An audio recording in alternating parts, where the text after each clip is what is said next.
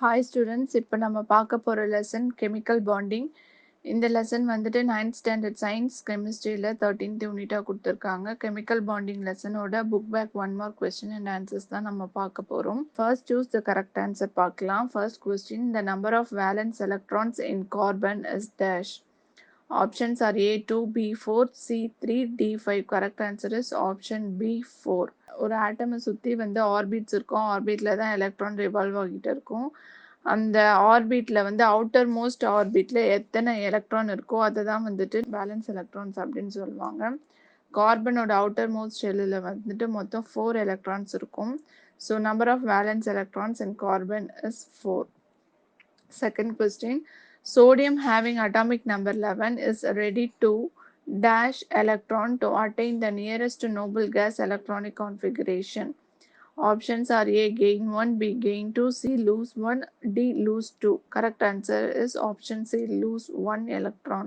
Sodium வந்துட்டு ஒரு எலக்ட்ரானை லூஸ் பண்ணுச்சு அப்படின்னா எலக்ட்ரானிக் கான்ஃபிகரேஷனில் வந்துட்டு நியரஸ்ட் நோபல் கேஸை வந்துட்டு அட்டைன் பண்ணுற மாதிரி அது மாறிடும் அப்படின்னு சொல்கிறாங்க. Third question, the element that would form anion by gaining electrons in a chemical reaction is dash. Options are A potassium, B calcium, C fluorine, option D iron. Correct answer is fluorine.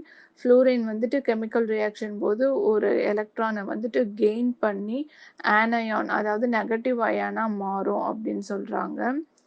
Fourth question, bond formed between a metal and non-metal atom is usually dash. Options are A ionic bond, B covalent bond, option C coordinate bond. Correct answer is option A ionic bond.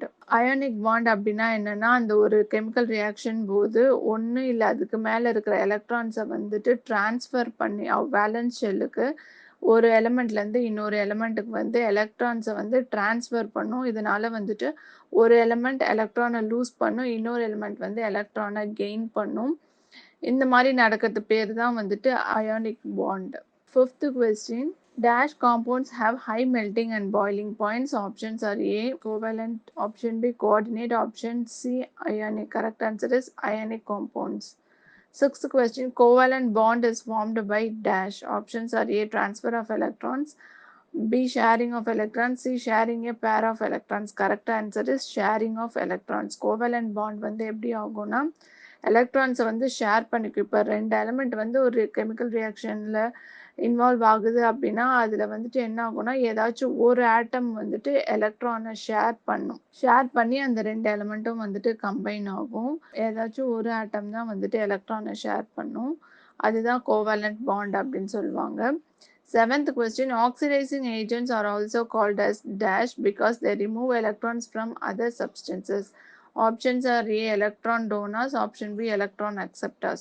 Correct answer is option B electron acceptors. Oxidizing agents வந்து நம்ம electron acceptors அப்படின்னு சொல்லுவாங்க.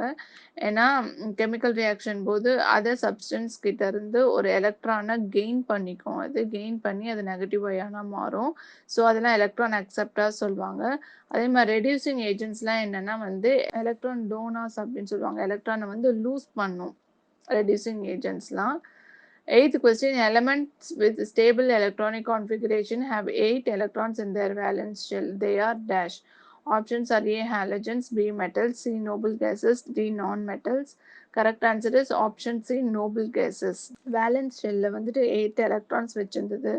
Outer most ஆர்பிட்டில் 8 electrons வச்சுருந்துச்சு அப்படின்னா அதெல்லாம் வந்துட்டு அந்த எலமெண்ட்ஸை வந்துட்டு stable electronic கான்ஃபிகரேஷனோட இருக்கிற எலமெண்ட்ஸ் அப்படின்னு சொல்லுவாங்க.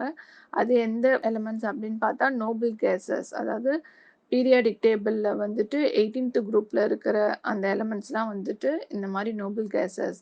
அதுக்கெலாம் வந்துட்டு வேலன்ஸ் ஷெல்லில் 8 எலக்ட்ரான்ஸ் இருக்கும் அப்படின்னு சொல்கிறாங்க.